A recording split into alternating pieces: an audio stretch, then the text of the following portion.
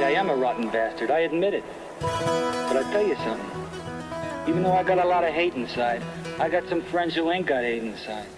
They're filled with nothing but love. Their only crime is smoking a little grass and getting high, looking at the stars at night.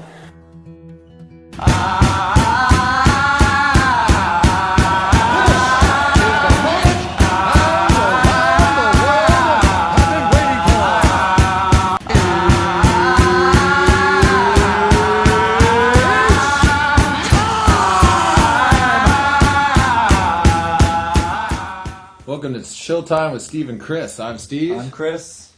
And we are doing a preview of UFC 158. Just because we're into that shit. Where do we go from here? I guess we talk about it. Alright, what do you want to start with? Main event, I guess. We should just go for balls out right off the hop. There you go. So, any questions as to whether you got it, who you got in this fight? I think, like I said, I think it's... I want George St. Pierre, and I think it's going to happen, but it'd be interesting to see it not happen. It'd be interesting to see what happens if Diaz becomes champion. Yeah, man, it would be awesome. Because it's so many questions. A, will he even pass the drug test? Mm-hmm. And then having to deal with trying to promote future fights with him in it and always having to go after him for press conferences, video shoots, and all that shit, which he obviously doesn't like to show up for, right? And that's the thing, he's just going on about he's not getting the same publicity, which he really is saying he's not getting the same money as some of the other fighters, some of the big name fighters, as some of the other fighters that have fought GSP in a main event, championship fight. But they've also showed up to everything they're supposed to show up That's for. right. That's exactly right. You can't make money if you don't work for it. Yeah. Yeah, I think it's hard not to say GSP's got this because, I mean, if you can't beat Condit, you're not going to beat fucking GSP, you know? If he wins, if Nick Diaz wins, how do you think he'll win? On the ground? If it is a win?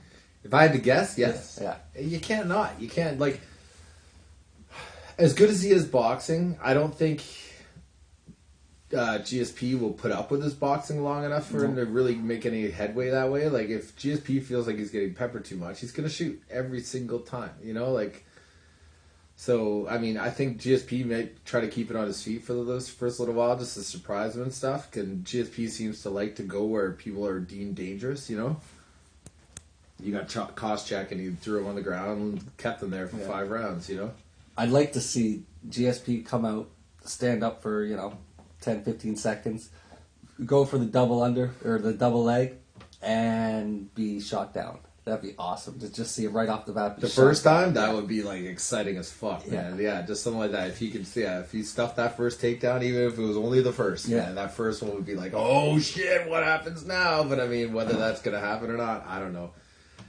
It's like, he's not really a wrestler, you know, and I'm sure he's training, like, wrestling, like, to at least defend wrestling as good as he can, but, I mean, the best wrestlers can't defend against GSP, Saudi, and, you know.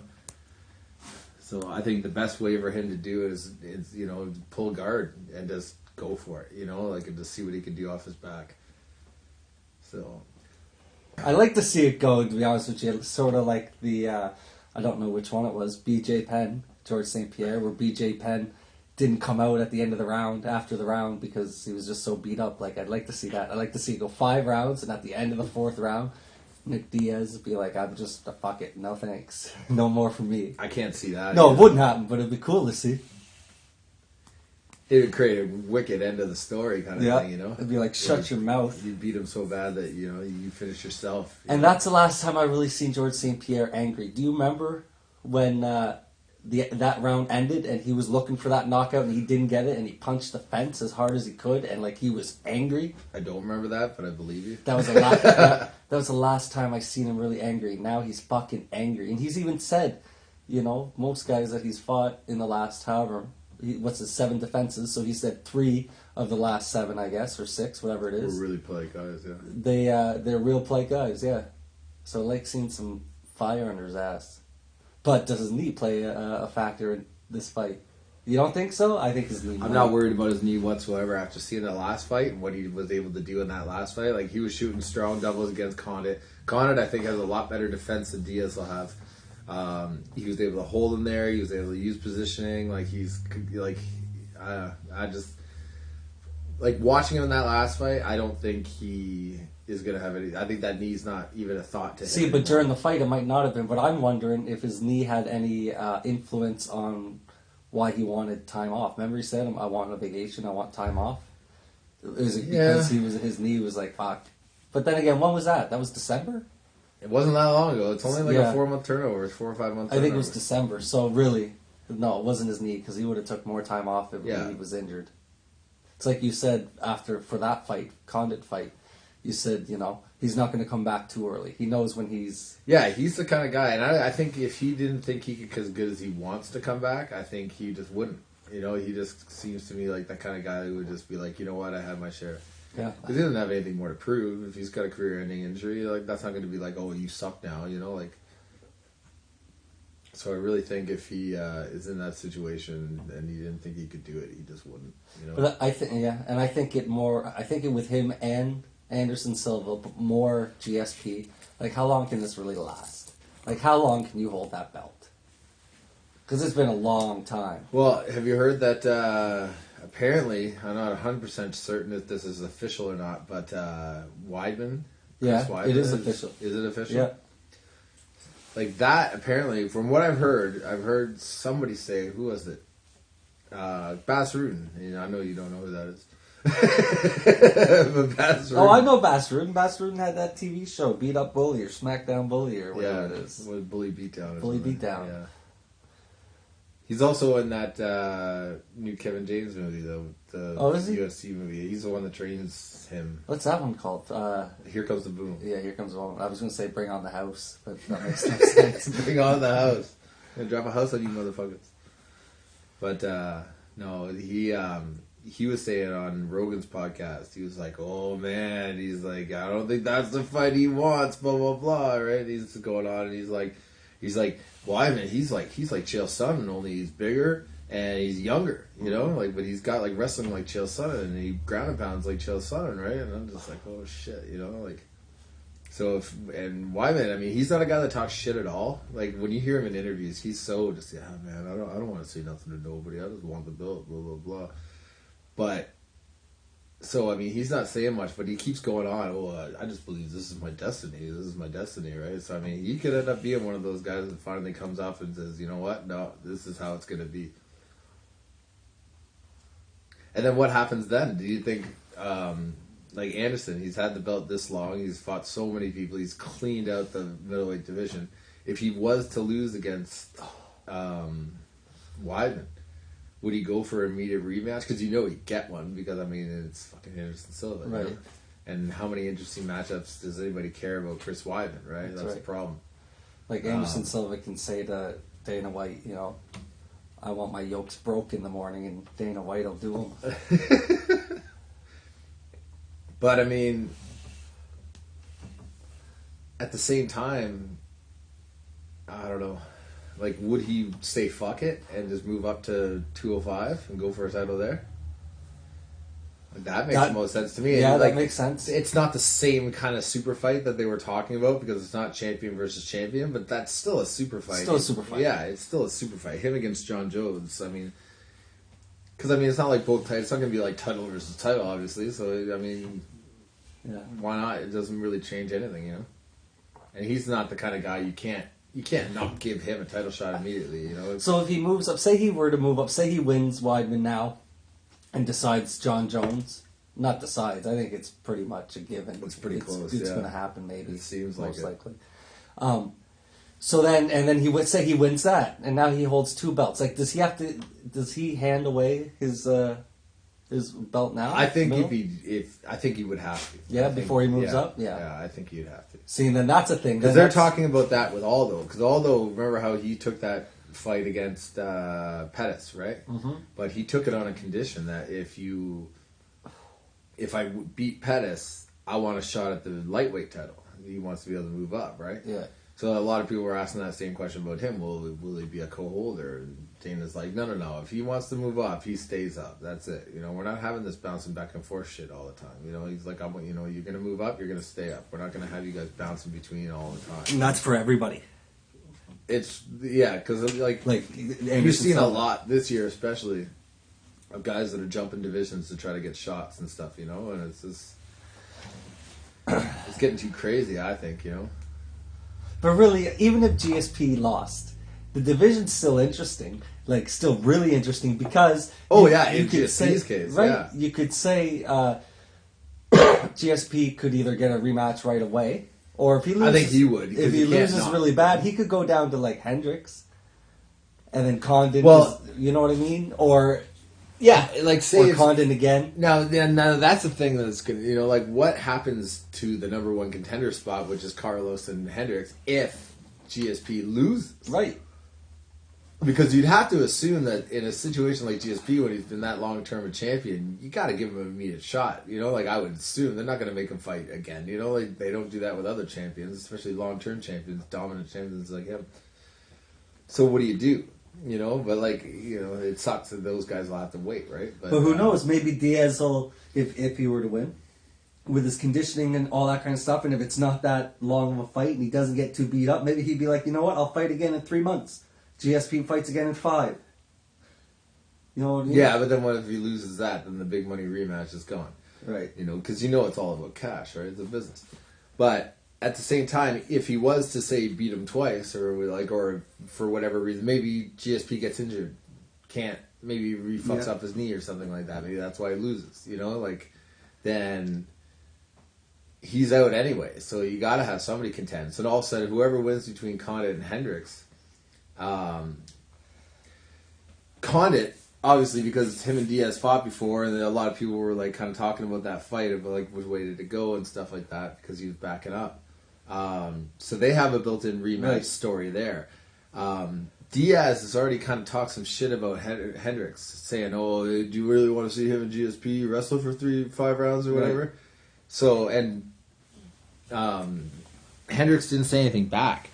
And I think because he doesn't want to focus on anybody else, he doesn't want to create interest in a different fight. He said that himself. Yeah, he wants to create interest in the GSP fight, and that's it. But at the same time, it's like they've got kind of like at least the start of a built-in story with him talking shit, and all of a sudden Hendricks would kind of just turn his attention towards Diaz, and it would be on. You know, like that would be a great situation. Which segues us into our next fight, which is Condit versus Hendricks. Who do you got for that one? Who do you want? Who do I want? Who do you want, and then who do you think? I want Hendricks, and I want to see a wicked knockout. I won't say I think Carlos Condit, but after seeing him versus GSP, that was a good fight. That was a good loss. Damn good fight. That was a good loss. Yeah, he looked better losing than most people do, you know? Yeah, he looked better losing than GSP did winning. Like, it was a good loss. Yeah, that's not hard with GSP, though, because he's kind of boring.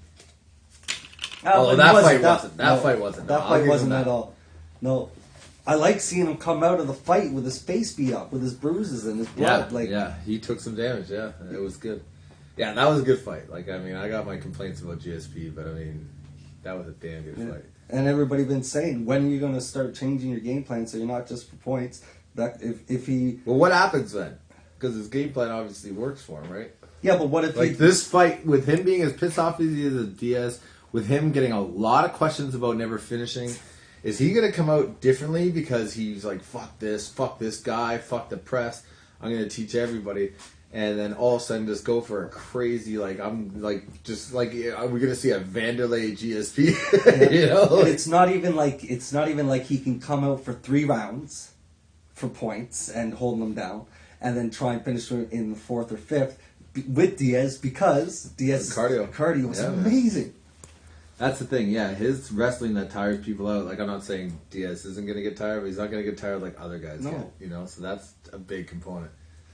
Makes it an interesting fight. Like, you obviously know GSP is more than likely going to win just because how the fuck do you not bet on GSP? But at the same time, it's just like there's so many questions. You know, it's an interesting fight. And okay, so all this is going An on. interesting division, man. It's the most interesting division right now. All this is going on, right? You had a fight between Hendricks. You had a fight planned between Hendricks and McDonald. No, it was Condit and McDonald. Condit McDonald. That's right, Condit McDonald. And you're saying Condit just came off a championship fight, and this one puts him back in contention for a No, that one wouldn't have. That one wouldn't have. The Jake Ellenberger, because that's who. No, I don't was mean to fight that one, Hendricks. but this one tonight. Now. Right. Now, yeah. And he just had a championship fight with GSP. So where does that leave Rory if Rory was supposed to go Rory's up not against the looking guy? for a fight with GSP, though. No, I know. buddies. Yeah, They that's don't want true. to fight each other. Yeah, that's exactly We're true. friends. It's like, fuck. It's like, I don't care. You're So, fucking teammates yeah. and you know, but that's great, but this is your job, you know? Like, and your goal is to win that belt. But do you think that's more... See, I think GSP is a fighter. Like, I don't see it having him caring about fighting his friend. I think it's more Rory McDonald. No, because I think it would be the other way, because GSP doesn't want to have to fight his friends. I don't know, like he's already proven everything. Like he's already there. Yeah, that's like true. they actually mentioned that in the press conference, one of the press conferences. I think it was the one before the last one, when it was just the two of them. And somebody asked about Rory, like because I think Rory was still in it by then, like he hadn't pulled out of the fight yet. So they asked, they're like, well, if Rory ends up in title contention, like what's going to happen? And Dana stuck his head in and he's like, listen, he's like, really, that's not as much GSP's decision as it is Rory's decision. So you'd have to ask him about that. Like, he's a defending champion. If Rory decides he wants to fight him, then he's going to have to deal with that. And it says, you know, but it's more Rory's call than it is GSP's call. GSP just waits for them to tell him who the next challenger is, you know? And so really right now... Rory's got to be the one that agrees to do it. And you know? Rory right now could be saying no to make it, you know, saying no, saying we're too close of friends. Oh. But in the back of his head, he's really thinking no, because that's a bold statement to make, and I'm not ready for that because I get my ass kicked. Well, and yeah, and he's not a shit talker. I mean, he is, but not in the same way. Like he's very respectful, very monotone. But he has an arrogance about him that I don't like, and it's right down to his hairstyle. Like everything about him, yeah, the way I don't like his arrogance. Yeah, and he's definitely got that. But he's quiet about it, so people are like, "Oh, okay, it's all right." You know, he's just shy. It's like, no, he's an asshole. He doesn't have time for anybody. Yeah. Opinions. That's all they are. I don't know him. I've never met him. I've never hung out with him. I get that off of interviews, you know. Oh no, I tell him to his face. I'm not saying I wouldn't tell him. I just don't. I'm not saying I don't know any more than what I see in interviews. You hear that, Rory? If I hung out with him, he might be a different guy, but more than likely not. Yeah. And we probably wouldn't hang out at the same places as him anyway. No, he's You know what I like, mean? I don't know, Le Chateau. I don't go to Le Chateau. Yeah, that's right. He's at Le Chateau by day and Renaissance by night. That's a gay bar. Yeah, these are very local references. People may not know them. I know they don't know. And then you got Ellenberger against Nate Marquardt. Who do I want? Who do I want? Who do you want? Who do you think? Nate the Great, I want. Really? Yeah, I don't mind him. And to be honest with you, because I don't know much about... He comes off to me as with a real arrogance. Because I'm the opposite. I think he'll win, but I don't want him to win. You know, it's just... And I don't really hate him or anything like that. I don't have any real feelings that strongly towards him at all, but I just don't like him. I don't know. He just like, yeah, I'm just gonna win, blah, blah, blah. I don't know. I guess they all say that, but still, he just annoys the shit out of me. So I don't see it. So you say... I think he'll win. Oh, you think he'll win, yeah. He has much more powerful hands, you know, I think. Yeah. Like, not that Ellenberger doesn't, but I think he's a bigger guy, he's a stronger guy. So I think when it comes, you know, the fight always starts standing up. And Ellenberger being a little smaller might have a harder time taking him down, right? So I could see him keeping the fight standing and knocking him the fuck out, you know, but I'd like Ellenberger to be able to, like, get him down and work his ground and pound and do shit there, you know? We'll see what happens, but if I have to if I was betting on it, I'd bet on Corey. Marquardt. So, but yeah. We'll have to wait. We'll have to see. Yeah, only hours away. Yeah, the great thing about it is Fight Network goes on free right now, so like the post-fight press conference, all that shit's going to be live on television. We're not going to have to search for streams or any of that crap. Okay, so I mentioned this to you yesterday. Why is that stuff not included in your pay-per-view? It's like, a pay channel. It's an extra channel. It's like, I don't know. It's just not in those packages. I don't even know if it's in any packages. It might be in like a sports package, but I don't get sports packages because I don't watch enough sports. But it's just like if you want it, you can get it. You probably have to pay like $5 a month or something for it, right? It's just like it's a good channel, but it's not good enough that I'd pay $5 a month, you know. So I don't watch a lot of boxing. How late does that go until? What do you mean? Like how late are they sitting there at a table? Oh, at the press conference? Yeah. Oh, well, what? Till like 1 in the morning? Because the show could not end till like 1 in the morning. Right. It starts 10, 11, and then 12, they leave 1. there and they go to a party, some of them?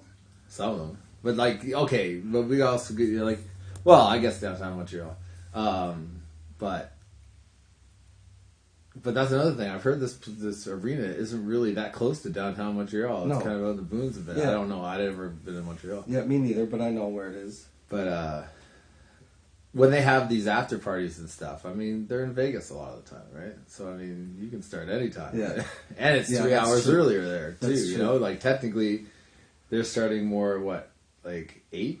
Where? Is it 3 hours? In Vegas? Yeah. The time difference? I didn't know there was a time difference. Oh, yeah. They're on the see, west I'm not side. good with geography and I don't gamble. So I think they're at least 2 hour. So if it starts at 10 for us, it's 8 for them. But I think it's more like 7. I'm not sure. Oh, so shit. by the time they're out, it's really only like 9, 10 o'clock. I had no you know? idea. So, and the guys in the undercard, I'm sure they don't have to wait around for fucking main event to happen. No. So they just leave. Only some of them party though. Some of them go to the hospital. Yeah, some go to the hospital.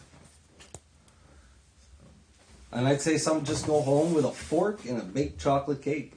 I've heard a lot of ones. Right? I know stuff some like that. bodybuilders used to do that. They'll have their favorite food waiting for them at the hotel, Yeah. and they'll get there and like Matt Serra, he'd always have like a pizza or lasagna or something Yeah. when they're waiting for him, you know. So, because you've got all this time with all this like strict ass diet, Yeah. like dehydrating, all the rest. Fuck yeah, you're gonna go That's up for right. it, you know. Like I I heard can't- Matt Serra nowadays. I heard he's like a bigger dude. Now. Yeah, he is. I seen him in.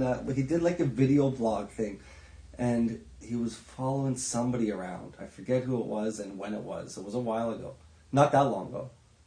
But yes, he was bigger, much bigger, much bigger. Yeah, I'd go home and like maybe a case of beer, a couple buddies. You know what I mean? And Guys like let's Chris just Lee eat. would do that. Yeah, that's true. Yeah, some people want the big, you know, and like, say if you lose, but you still, okay, you're done, you know, you got paid, blah, blah, blah, you know. At the same time, So you don't want to go and party, but you can, you know. we both say what we would do, and we're talking about Matt Serra being a little out of shape. We'll never get that opportunity to know what we would do because We've Matt never Serra, been in we're shape. out of shape too. We were Yeah. never in shape. Not that kind of shape. No, that's not for that damn kind sure. of shape. Anyway, with that thought, I think we should close out, go watch some more pre-show. Pre-show, yeah. So, that's us signing off. This is Steve, And I'm Stitchers. It's Chris. and we will see you later.